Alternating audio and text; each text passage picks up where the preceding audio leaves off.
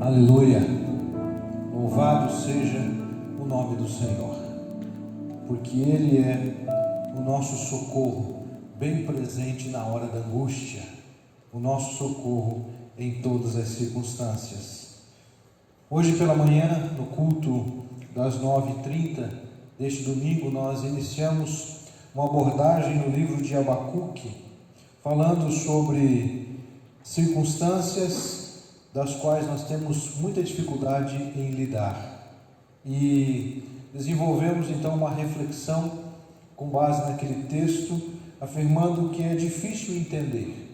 É difícil entender tudo aquilo que estamos vivendo, é difícil entender algumas das circunstâncias pessoais que individualmente nós passamos, que nossas famílias passam, enfrentam, e muitas coisas em nossa vida realmente são difíceis de se entender.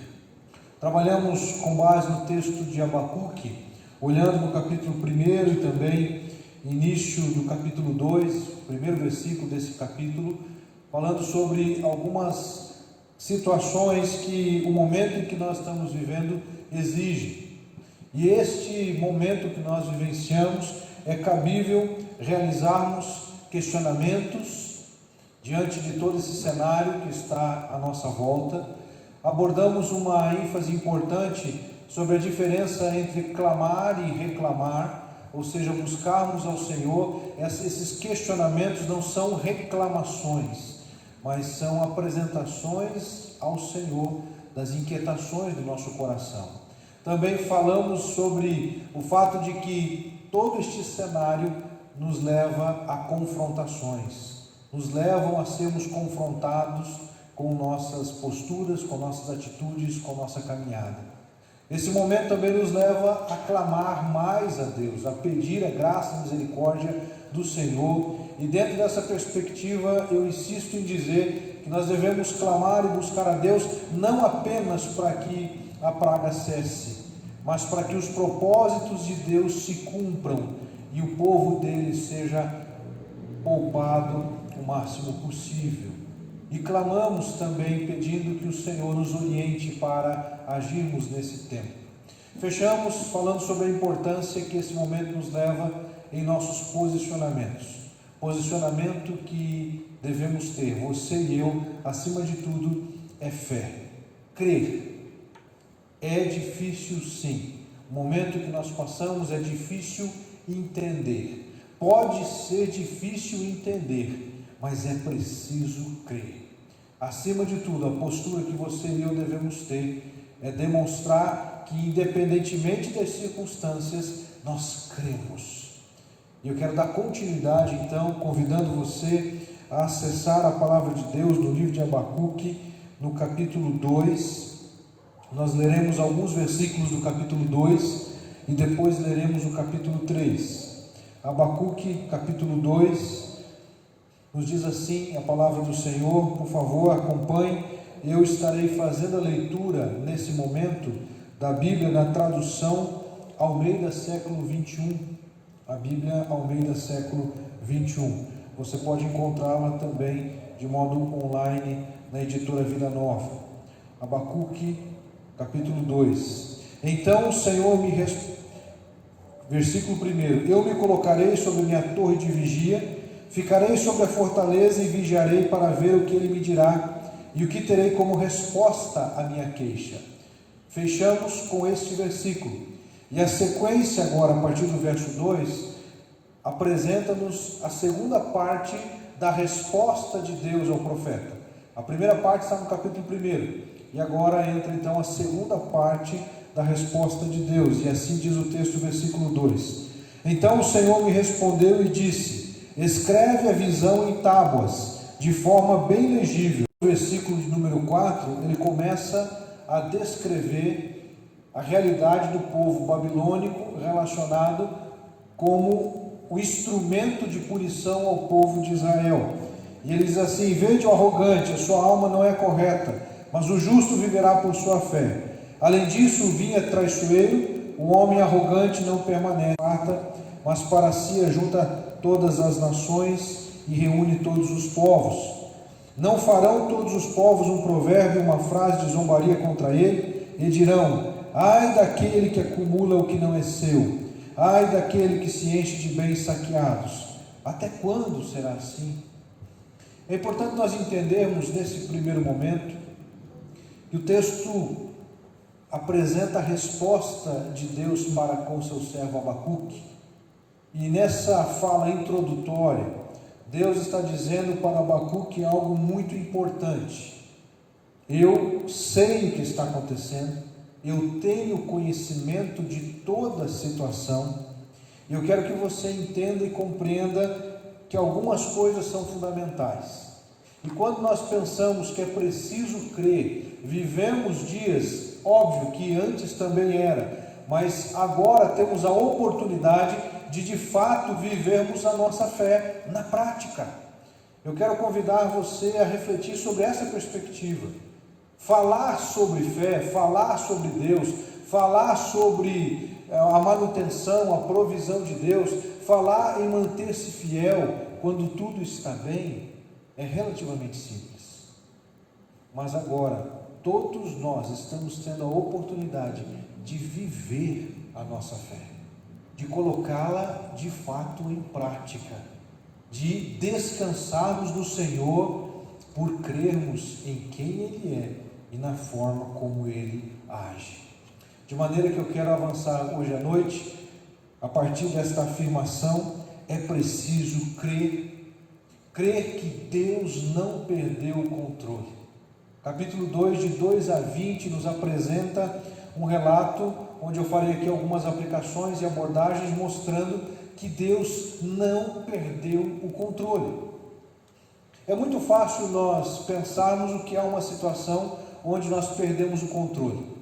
Se você é motorista, por exemplo, quando você está guiando o seu carro num dia de muita chuva e porventura a pista em que você está trafegando esteja com óleo, você passa por aquele lugar e o carro perde o controle. Outra situação é quando nós estamos dirigindo, infelizmente já passei por isso, viajando à noite, voltando sozinho para casa, longas distâncias. Uma vez chegando, morava na cidade de Ponta Grossa, perto já da cidade de Ponta Grossa, eu estava dirigindo e de repente eu me percebi andando no acostamento e já com as rodas do lado direito para fora do acostamento. A graça de Deus me alcançou, porque por alguns segundos eu dormi e perdi o controle do carro. Graças ao Senhor não houve uma fatalidade, mas poderia ter acontecido. Não aconteceu porque Deus estava no controle. Não aconteceu porque Deus interviu e eu fui agraciado por Ele naquele momento. Existem muitas situações que nós podemos perder o controle. Podemos perder o controle das nossas finanças, podemos perder o controle das nossas emoções, o que é algo muito comum hoje em dia e tem levado muitas pessoas ao adoecimento. Podemos perder o controle dos nossos relacionamentos, podemos perder o controle das nossas vidas. Nós somos passíveis de perder o controle, mas Deus jamais perderá o controle. Ainda que pareça ser, eu quero me reportar ao capítulo 1 de Abacuque que nós vimos hoje pela manhã. Abacuque vem questionando a Deus, mostrando justamente isso. Senhor, eu estou clamando, estou pedindo e o Senhor não responde. Parece que o Senhor não está no controle de todas as coisas. Parece que o Senhor está agindo de uma maneira totalmente aleatória. E aí Deus entra respondendo a primeira indagação de Abacuque, mostrando que ele estava no controle. Ele estava levantando os caldeus, os babilônios, para intervir na história. E logo após, Abacuque, no versículo 12 em diante do capítulo 1, retoma suas indagações, até que ele diz, então, encerrando ali no capítulo 2, verso 1, eu me colocarei na minha torre de vigia e aguardarei. E Deus começa então a responder para Abacuque. Ele responde para Abacuque exatamente isso: Abacuque, eu estou com o controle nas mãos, não se preocupe, porque eu estou governando. Eu tenho controle. Por mais que o mundo hoje pareça sem controle, por mais que as circunstâncias pareçam serem difíceis de resolver, o Senhor está no controle de todas as coisas. Os versos 2 e 3 nos apresentam que o tempo está nas mãos de Deus. O controle do tempo está nas mãos dele. Ele está dizendo a Abacuque: eu estou para intervir. Diz no versículo 2: escreve a visão em tábuas, de forma bem legível, para que também quem passe correndo possa vê-lo. A visão ainda é para um tempo determinado. Ele estava dizendo para Abacuque o seguinte: Abacuque, ainda não chegou o tempo de se cumprir o meu propósito. É um processo no qual eu estou trabalhando. É um processo no qual eu não estou alheio. Eu estou cuidadosamente olhando, e no tempo determinado as coisas acontecerão. Você creia ou não, mas Deus está no controle de todas as coisas. É Ele quem estabelece os governos, é Ele quem estabelece os reis, as autoridades, os presidentes. Tudo está nas mãos do Senhor. O tempo está nas mãos do Senhor. O controle do tempo está nas mãos dele. Muitas vezes nós estamos orando, pedindo ao Senhor: Deus, eu desejo isso, eu quero alcançar isso, eu gostaria tanto de ser abençoado dessa maneira, mas não chegou o tempo ainda. E aí nós precisamos ter fé para crer que no tempo do Senhor tudo acontecerá. No tempo do Senhor. O tempo do Senhor é diferente do nosso. E aí nós temos que lidar com esses sentimentos que nos levam a justamente querer que as coisas aconteçam dentro da nossa dinâmica de vida. Mas nós precisamos colocar a nossa dinâmica de vida submissa à dinâmica de Deus, aos propósitos de Deus. Além do tempo estar nas mãos de Deus, a partir do versículo 4, nós também podemos afirmar que a justiça está em suas mãos. Deus não se deixa escarnecer. O versículo 4 está apontando para o pecado da arrogância. A alma não é correta, mas o justo viverá pela fé. Deus sabia que os babilônios eram um povo arrogante, e Ele entrará com providência para agir para com todos, tanto para com o justo quanto para com o injusto. Deus age com uma justiça perfeita. Por mais que às vezes nós não entendamos, e às vezes aquelas pessoas que estão praticando a injustiça pareça ser isentada daquilo que está fazendo, é apenas uma questão de tempo, porque o Senhor sabe de todas as coisas. Deus sabe de todas as coisas. Deus está denunciando os pecados da Babilônia. Então, só para nós entendermos, a preocupação de Abacuque foi com o fato do modo de Deus agir. Ele não estava entendendo por que Deus estava levantando os caldeus, os babilônios. E Deus veio mostrar que até mesmo os babilônios também receberiam o seu castigo, receberiam a justiça, seria aplicado a eles o que eles mereciam por causa da prática dos pecados que eles desenvolveram. Os pecados da Babilônia a destruíram. Veja que o povo de Israel, o povo judeu, ele foi massacrado muitas vezes na história, mas ele sempre permanece atuante.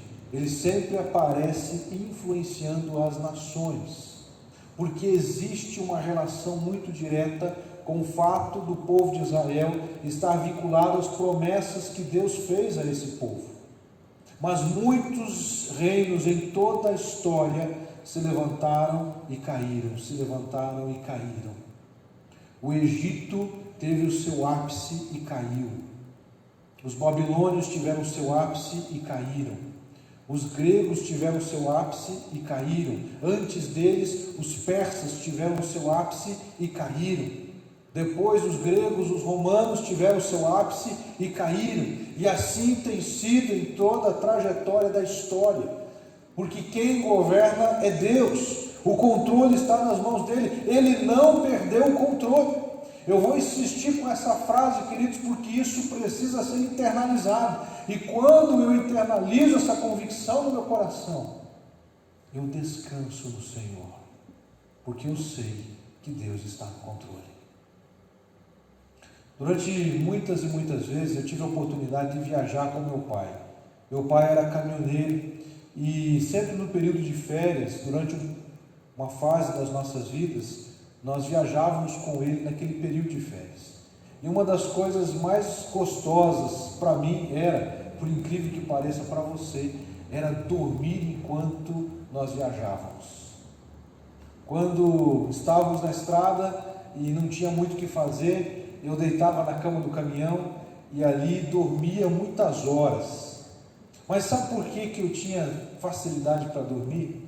Porque eu confiava que o meu pai estava no controle da situação. Eu tinha segurança porque eu sabia que ele era um bom motorista. Eu sabia que ele iria conduzir aquele caminhão com cuidado, inclusive pelo fato de que a sua família estava junto. Essa analogia simples representa um pouco daquilo que nós podemos desfrutar na presença de Deus. Quando nós cremos que o nosso Pai está com o controle nas mãos, nós descansamos, queridos. Nós descansamos, nós podemos dormir e descansar. É por isso que o salmista diz que eu deito e me durmo, porque em paz o Senhor tem me sustentado. Então, meu irmão, minha irmã, durma, descanse no Senhor, entregue a Ele as suas preocupações, não se deixe tomar ou dominar-se por elas, mas se deixe ser dominado por um sentimento de segurança, porque o Senhor que está no controle de todas as coisas. Deus está dizendo para Abacuque que os babilônios iriam cair, e a queda do Império Babilônico se deu, de acordo com o texto de Abacuque capítulo 2, nós podemos considerar vários motivos, mas baseado nesse texto, eu quero citar aqui 6 pecados do povo babilônico. 6 pecados que eles cometeram e que, justamente por causa destes pecados, todo o império caiu.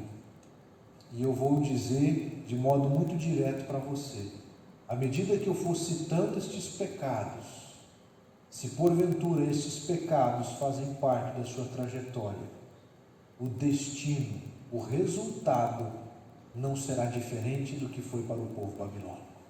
Isso é muito sério. O primeiro pecado está denunciado no capítulo 2, versículo 5. Arrogância, versos 2 e 4, capítulo 2, versos 4 e 5. Arrogância, orgulho dos babilônicos. Era um povo orgulhoso, se achava superior aos demais. E sempre que alguém age com uma postura de orgulho, de arrogância, a queda será inevitável. Porque o orgulho, ele desencadeia outros pecados que estão vinculados e relacionados. Foi o pecado do orgulho que afastou e fez com que Satanás fosse lançado da presença de Deus. O orgulho, o desejo de ser igual a Deus, o desejo de querer ser mais do que podia. A mesma coisa aconteceu com os babilônios, a mesma coisa aconteceu com seus governantes. Nabucodonosor sofre desse mal, o orgulho lhe faz sofrer e passar vergonha diante dos seus súditos, até culminar com a queda do seu império. Além do pecado do orgulho, os outros estão vinculados a ele. Capítulo 2, de 5 a 8, nós podemos resumir esta série de 5 ais, primeiramente dizendo que o pecado do materialismo imperou na Babilônia. O versículo é muito claro dizendo que o que eles praticaram, o que eles fizeram, estava vinculado à ganância, ao desejo de enriquecer. O desejo impetuoso é como o Sheol, como a morte, nunca se farta, mas para si ajunta todas as nações e reúne todos os povos. A ganância, de acordo com esse texto bíblico, é como a morte.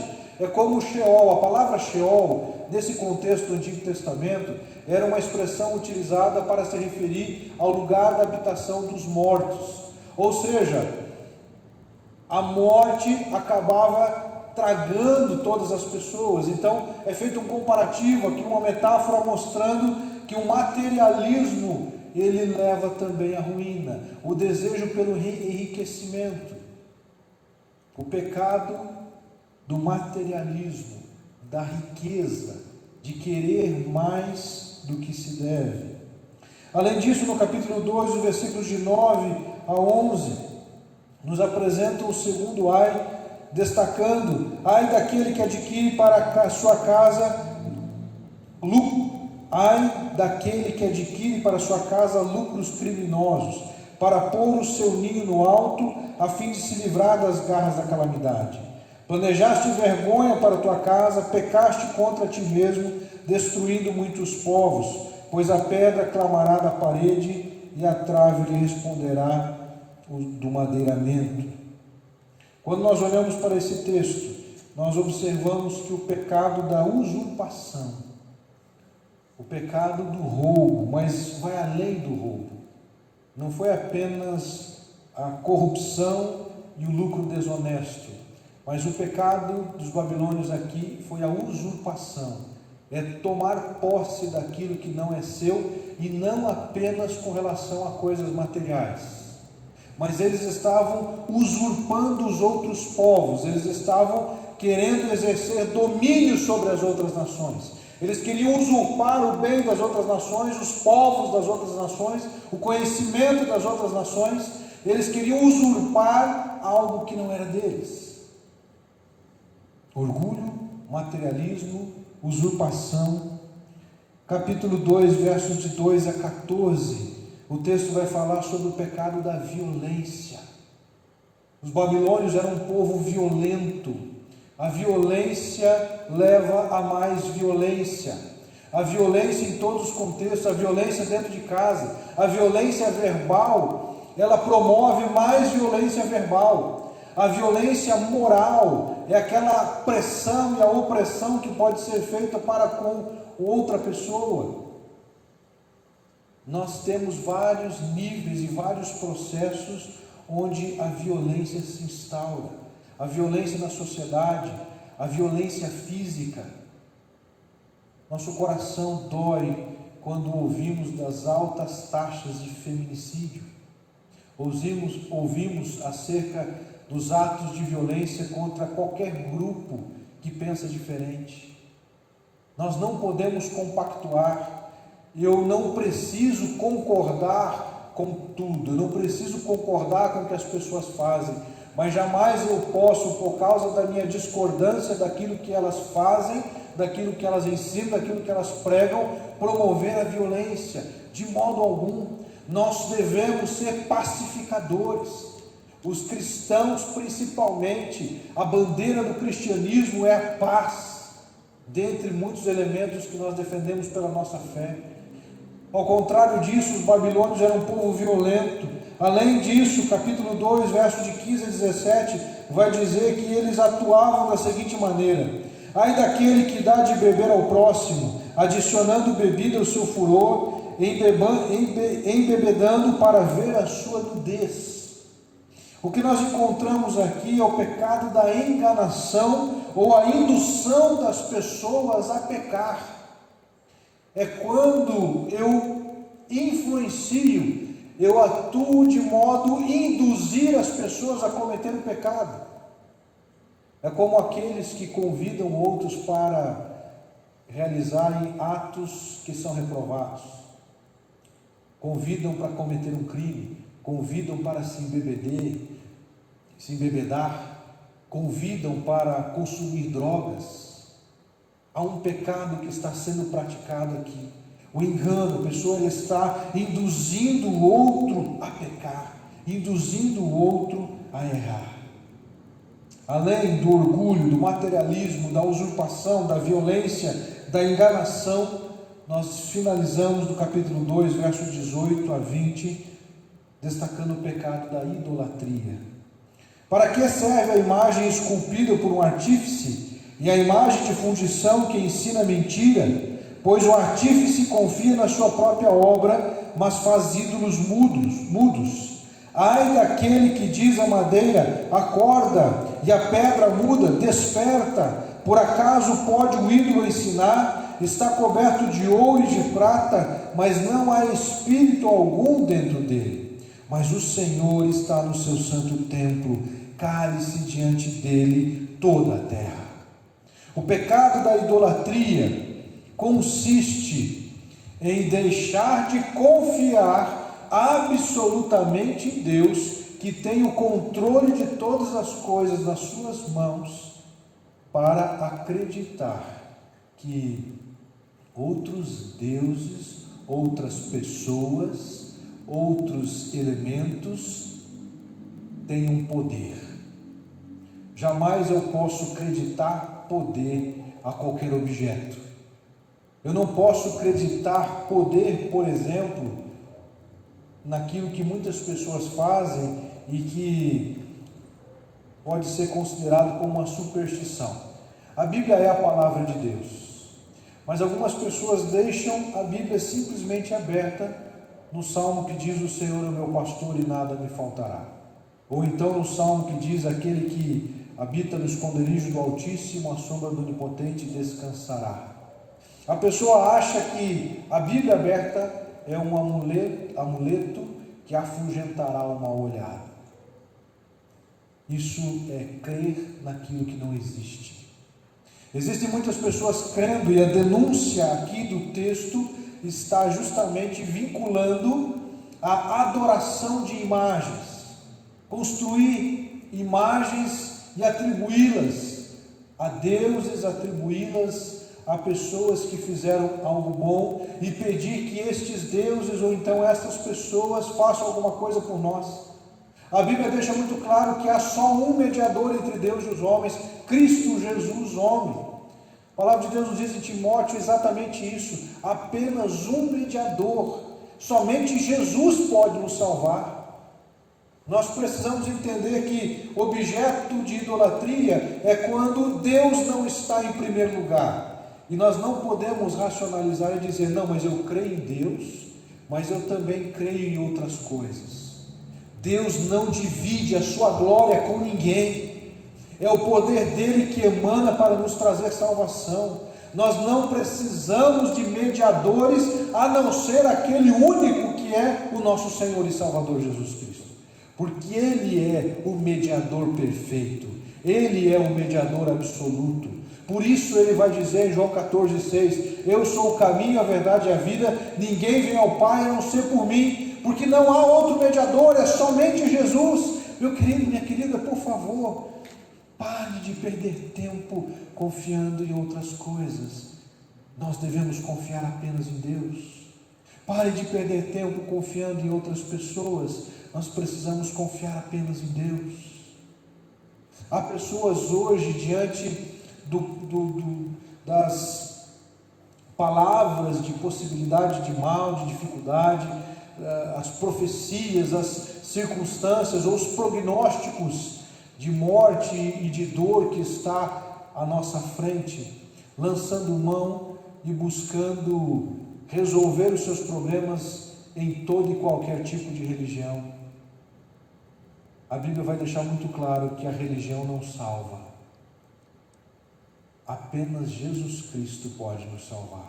Apenas Jesus Cristo pode nos levar à compreensão da verdade. E isto está vinculado à segunda parte da mensagem que nós vamos verificar.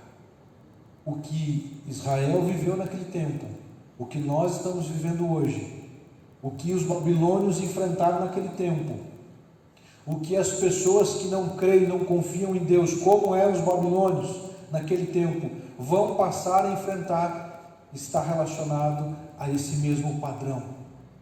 Preste atenção, meu querido, o que eu estou trazendo para a nossa reflexão no dia de hoje, tanto pela manhã quanto agora à noite, é um padrão que se repete, é um padrão que aconteceu no passado e que continua acontecendo hoje, com algumas diferenças das quais nós vamos, no decorrer do processo, apresentar.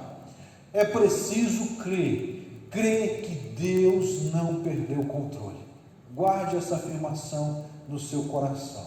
Em segundo lugar, nós precisamos entender e compreender que é preciso crer, porque Deus governa de modo absoluto. Deus governa de modo absoluto. Ajuda com o slide lá, por favor, gente. Deus governa de modo absoluto. Capítulo 3, a palavra do Senhor nos diz assim: oração do profeta Abacuque, a moda de Sigionote. Senhor, eu ouvi a tua fama e temi. Ó Senhor, aviva a tua obra no decorrer dos anos. Faz que ela seja conhecida no decorrer dos anos. Na tua ira, lembra-te da misericórdia. Deus veio de Temã e o santo do monte Parã. A sua glória cobriu os céus e a terra encheu-se do seu louvor. O seu resplendor é como a luz, raios brilhantes saem da sua mão e o esconderijo da sua força está ali. A peste vai adiante dele e a praga destruidora o segue. Versículo 5 do capítulo 3. Capítulo 3, verso 6, ele para e mede a terra, olha e sacode as nações, os montes antigos se destroem, as velhas colinas se abatem, o seu andar é assim desde a eternidade. Vejo as tendas de Cusã em aflição, as cortinas da terra de Midian tremem. Acaso é contra os rios que o Senhor está irado? É contra os ribeiros a tua ira? Ou contra o mar o teu furor? Quando andas montado nos teus cavalos, nos teus carros de vitória, o teu arco está totalmente descoberto, a tua aljava está cheia de flechas, divide a terra com rios, os montes te veem e se contorcem, a inundação das águas passa, o abismo faz ouvir a sua voz e levanta as mãos bem alto, o sol e a lua param nas suas moradas ante o lampejo das tuas flechas que voam, ao brilho intenso da tua lança resplandecente. Marchas pela terra com indignação, trilha as nações com ira, sai em socorro do teu povo para salvamento dos teus ungidos, despedaças o líder do povo ímpio, descobrindo-lhe por completo os fundamentos, transpassas a cabeça dos seus guerreiros com as suas próprias lanças, eles se acometem como turbilhão para me espalhar, alegram-se como se estivessem para devorar o pobre em segredo. Tu marchas com teus cavalos pelo mar, pelo ímpeto de grandes águas. Quando eu ouvi, meu ventre se comoveu, meus lábios tremeram diante do seu ruído. A fraqueza entrou nos meus ossos, os meus passos vacilaram. Aguardarei em silêncio o dia da angústia que há de vir sobre o povo que nos oprime. Ainda que a figueira não floresça, nem haja fruto nas videiras, ainda que o produto da oliveira falhe e os campos não produzam mantimento, ainda que o rebanho seja exterminado do estábulo e não haja gado nos currais, mesmo assim eu me alegrarei no Senhor, exultarei no Deus da minha salvação.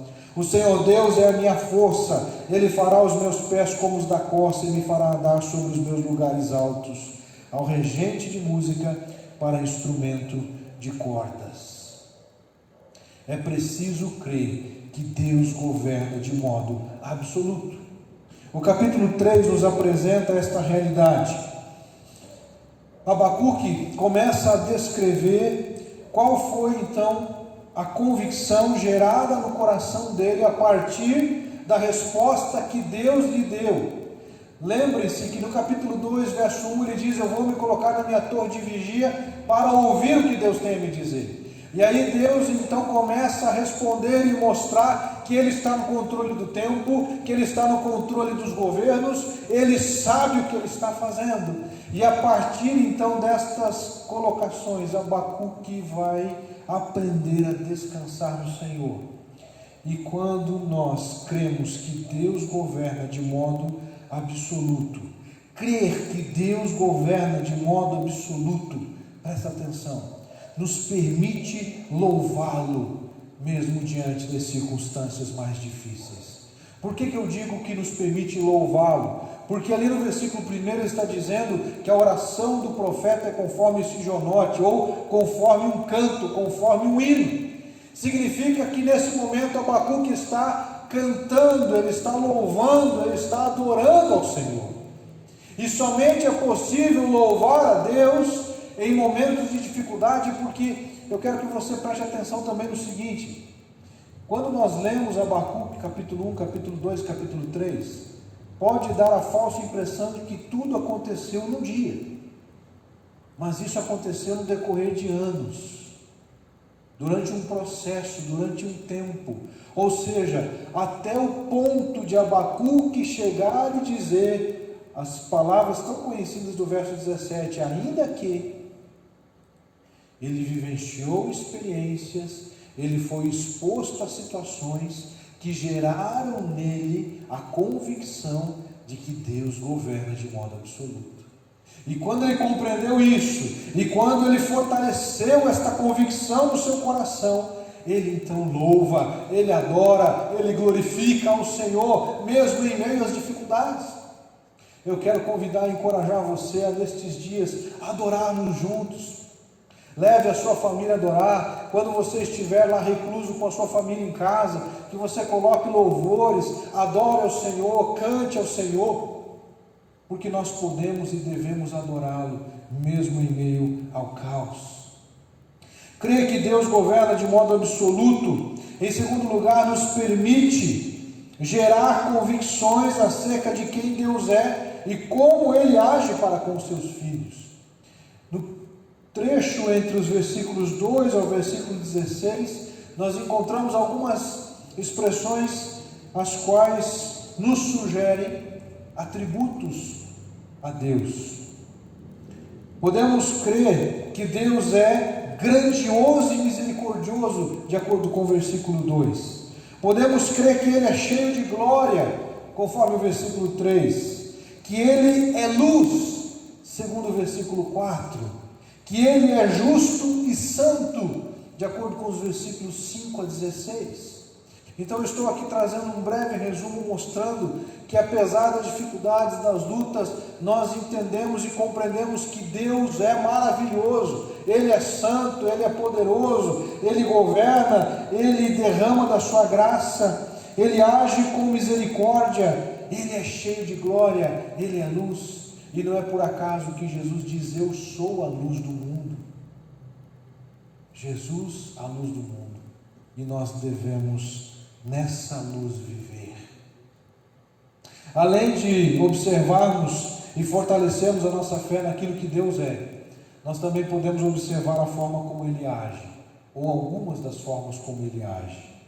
E de acordo com os versículos de 5 a 16, me acompanhe agora, porque isso é muito importante para a nossa compreensão do todo. Desde as reflexões da manhã, da primeira parte da mensagem, quanto desta segunda parte. Deus age de modo implacável, quanto ao pecado. Deus não tolera o pecado. Deus não compactua com o mal. E Ele age trazendo a sua vara, trazendo o seu cajado, trazendo direção para os povos. O que nós encontramos nesse relato dos versos 5 a 16 é Abacuque dizendo e ressaltando que Deus age com o seu poder e a sua ira contra o pecado. E eu faço destaque ao versículo 6. E olha o que diz o versículo 6 com base no que nós estamos vivendo hoje. A peste vai adiante dele e a praga destruidora o segue. Algumas pessoas, elas vão dizer que isso não se aplica mais, porque isso está vinculado apenas ao Antigo Testamento. É um engano. Há uma tendência hoje de querer deixar o Antigo Testamento de lado e pregar apenas o Novo Testamento, como se a partir do Novo Testamento Deus tivesse mudado. Nós cremos que Deus é imutável, desde a origem das coisas criadas. O Senhor jamais mudou, porque Ele não muda, porque Ele é perfeito, Ele é pleno, Ele é o Todo-Poderoso. Então não existe o Deus do Antigo Testamento e o Deus do Novo Testamento. Há um único Deus, manifesta a pessoa do Pai, do Filho e do Espírito Santo. E de acordo com a sua dispensação, a sua sabedoria, ele vai atuando na história do mundo. E a história do mundo se divide em antes e depois de Jesus. Mas tudo faz parte de um plano, onde Deus, desde a origem, criou o ser humano para se relacionar com Ele, mas o ser humano optou pelo pecado, pela desobediência. Então Deus criou um processo para que o ser humano volte a desfrutar da comunhão que ele tinha lá no paraíso. Percebe, queridos? Deus jamais quis o sofrimento, Deus jamais quis a dor, Deus jamais quis a morte. Ele nos criou para a vida. Mas o pecado leva à morte. E para corrigir o processo, Deus permite processos diversificados para nos colocar novamente no rumo daquilo que nós deveríamos andar. Desde o Antigo Testamento, a partir do Novo Testamento e até Jesus voltar, Deus continua sendo o mesmo. A diferença é que a intensidade do sofrimento, a intensidade das dores, a intensidade da morte está crescendo gradativamente até culminar com a volta de Jesus. E nesse processo gradativo, todos nós estamos inseridos nesse processo. Por isso que existem cristãos, homens de Deus, mulheres de Deus, que estão tendo que lidar não apenas com o Covid-19, mas com outras enfermidades e outras dores. Parece que hoje só existe Covid-19.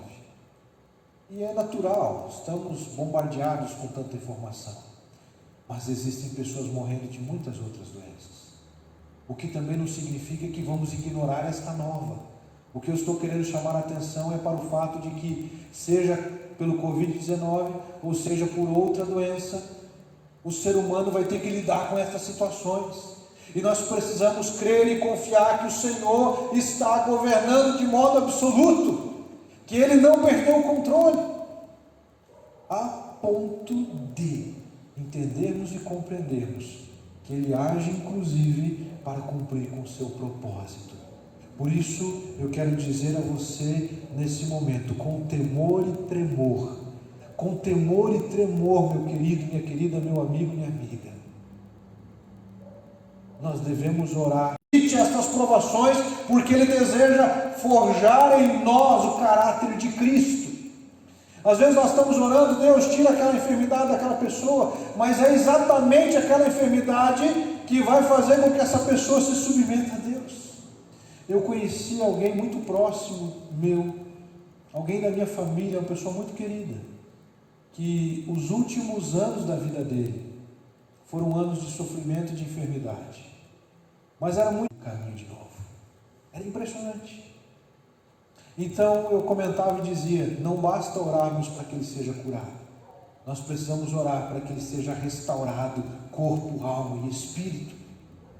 Então é preciso entendermos, meus queridos, que não é por acaso isso tudo que estamos vivendo, não é aleatório. Deus não é um Deus aleatório, Ele está no controle, Ele governa de modo absoluto. Então vamos confiar e descansar no Senhor.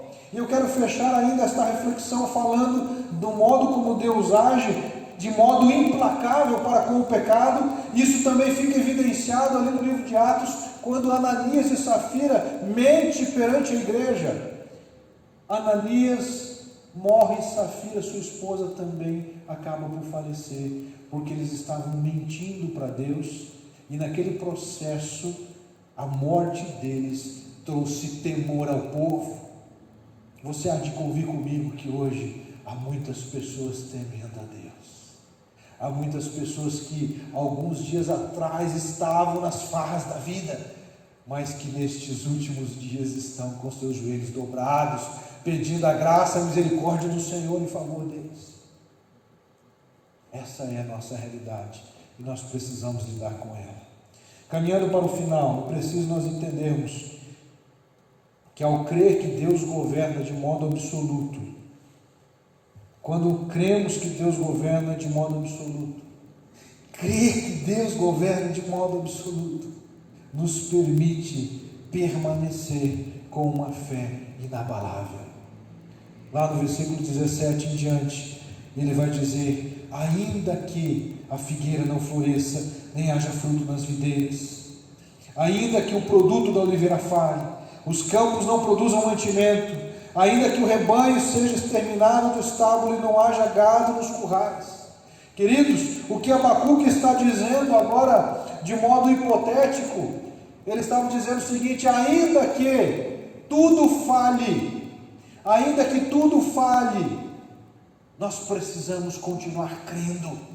Ainda que tudo falhe, nós precisamos crer. Ainda que falte comida, ainda que falte trabalho, que não haja gado nos currais, nós precisamos crer. E estamos vivendo dias em que muitos de nós víamos apenas em filmes. Quantas vezes assistimos filmes apocalípticos, falando de realidades das quais hoje nós estamos vendo com os próprios olhos? Vivenciei esta semana algumas cenas, inserido em algumas cenas, que ao mesmo tempo que eu sabia que era real, eu ficava me perguntando: será que eu estou no enredo de um filme apocalíptico?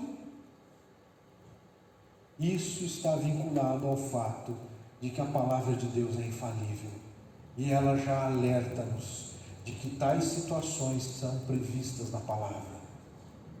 E meus queridos, o fim ainda não chegou. Tem mais por aí.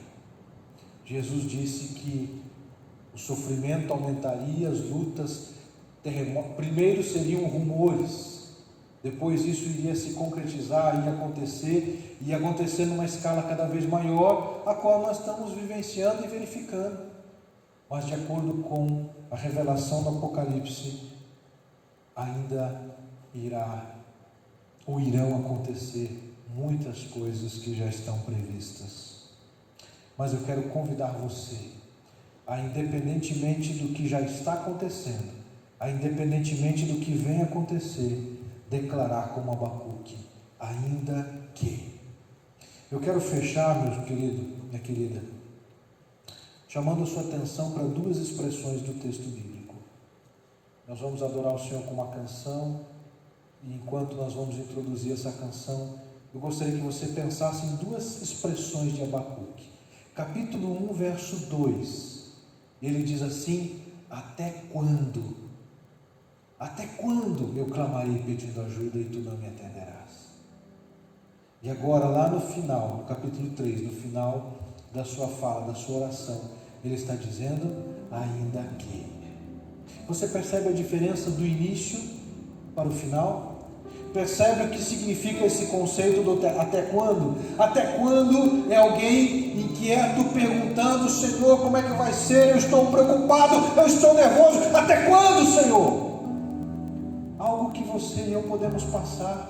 Até quando vai durar essa peste? Até quando vai durar essa praga? Até quando a coisa vai piorar?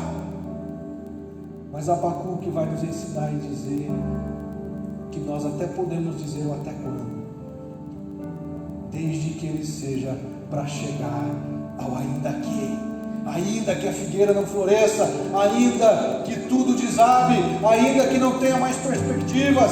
Eu creio porque Deus governa de modo absoluto. Eu creio porque Deus não perdeu o controle. Eu creio em Deus.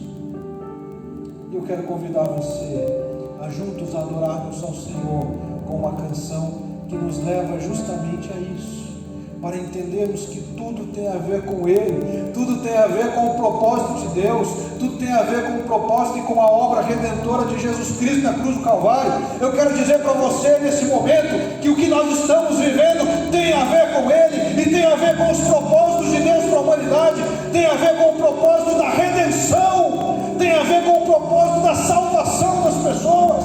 Eu creio que Deus está nos dando a oportunidade de vivermos um avivamento da igreja na face da terra, um avivamento onde todos vão se ajoelhar e clamar pela graça e misericórdia do Senhor. É tempo, meus irmãos, sim, de nos ajoelharmos e buscarmos, porque Deus está nos dando esta oportunidade. oportunidade de crermos, de fortalecermos a nossa fé, e em vez de recuarmos, avançarmos na pregação do Evangelho, avançarmos com o testemunho do amor de Cristo, porque é tudo sobre Ele e não sobre eu e você.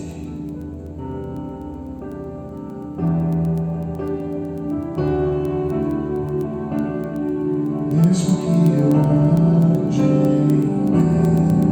ao fim, mesmo que eu vá correndo sem direção, mesmo que eu me canse de lutar ao esperar algo acontecer, mesmo que eu me encontre em meio ao caos, eu sei que tudo continua sendo Ele. Eu sei que posso sempre andar com Ele.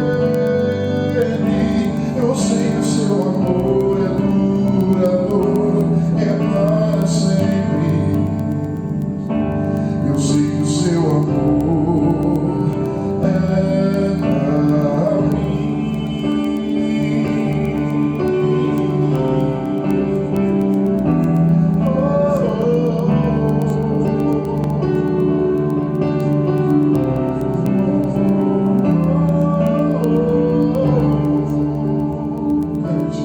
Mesmo que eu ande ao fim, mesmo que eu vá correndo sem direção, mesmo que eu me canse de lutar ao esperar algo acontecer, mesmo que eu me encontre em meio ao caos, eu sei que tudo continua sendo Ele. Eu sei que posso sempre andar com Ele. Eu sei que o seu amor é duradouro e é para sempre. Eu sei que o seu amor é pra mim. Tem tudo a ver com Ele. Com Ele eu sei pra onde eu devo ir. Tem tudo a ver com Ele. A cruz revela o seu amor por mim. Mesmo se eu me abalar, o teu amor vai sustentar tudo que há em mim. Tudo que há em mim. Tem tudo a ver com Ele. Com Ele eu sei pra onde eu devo ir. Tem tudo a ver com Ele. A cruz revela o seu amor por mim. Mesmo se eu me abalar, o teu amor vai sustentar tudo que há em mim. Tudo que há em mim.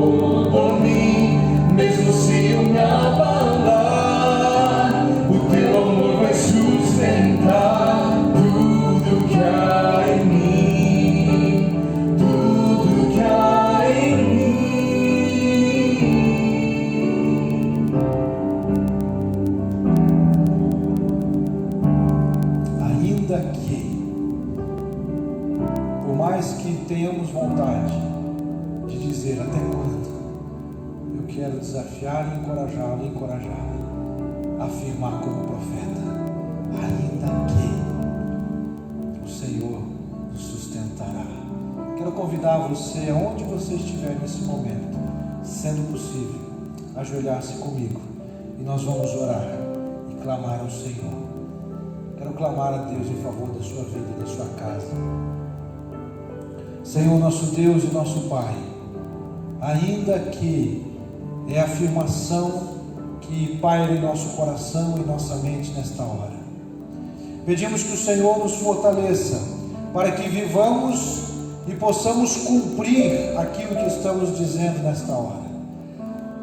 Quando porventura enfrentarmos situações ainda mais graves, Deus, que nós possamos continuar dizendo: ainda que, Senhor, ainda que possamos nos entregar totalmente ao Senhor, porque cremos que o Senhor está no controle, cremos que o Senhor governa de modo absoluto. Por isso nós te amamos, nós te adoramos e queremos viver para fazer a tua vontade. Cumpra, ó Pai, os teus propósitos, cumpre, ó Deus, os teus propósitos em todo esse tempo e em todas as circunstâncias que o mundo vive. E que individualmente, coletivamente, naquilo que cabe e nos compete, possamos levar a mensagem do amor, de graça e de salvação. Muitas vezes, ó Pai, é necessário também sermos confrontados, mas que mesmo na confrontação nós possamos descansar no Senhor. Nós oramos, e eu peço nessa hora em favor de todos que acompanham este culto, que ouvem esta palavra, que adoram como nós juntos agora cantamos. Que o Senhor os sustente, os fortaleça, abençoe os pais, as mães, os filhos, abençoe os relacionamentos, aqueles que moram sozinhos. Pai, abençoe, ó Deus, a todos que atuam de muitas maneiras. Pedimos a Deus por aqueles que também trabalham, ó Pai, de modo autônomo, os vendedores, pessoas que estão sendo afetadas economicamente de modo tão acentuado. Que o Senhor, ó Deus, entre com providência.